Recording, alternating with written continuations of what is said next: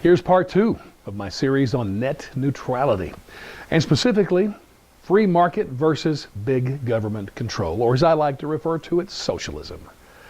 You know the iPhone Slowdown story. You may not know the full detail, though, of how this thing was found out and why Apple moved so quickly to rectify the problem. So there was a 17-year-old kid, high school student from Mount Juliet, Tennessee. He found out what Apple had done, figured it out through a number of ways. He then put his info up on the social media site, Reddit.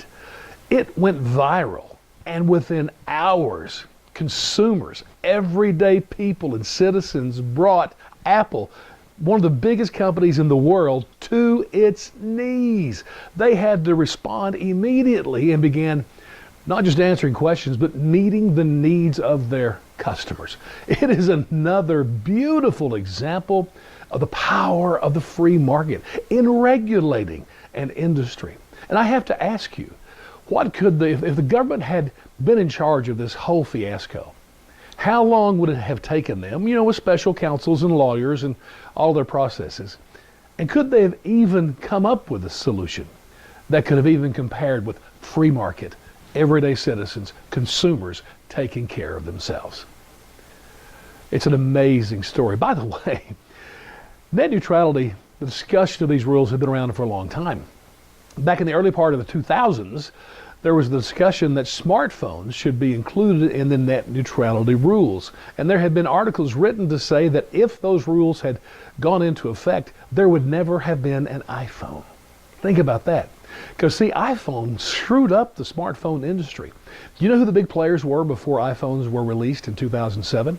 See if you remember these names: BlackBerry, Nokia, Motorola, Palm. You remember the Palm Pilot? Listen, when the iPhones dropped in 2007, it did, in free market economic terms, was a creative destruction. They obliterated the industry, which was wonderful for citizens because they loved the product. They were willing to pay for the product because of the value it brought to their lives. Now, it's bad for the people that work for those other companies, but hey, that's creative destruction. In the end, it's for the better. There are those who say that if net neutrality rules had been in place back then, what they were talking about back then, the iPhones would have never happened because of government control. Part 3 coming up Saturday. I hope you'll tune in. But I say again, free market capitalism is the most beautiful system in the world and the best way to regulate.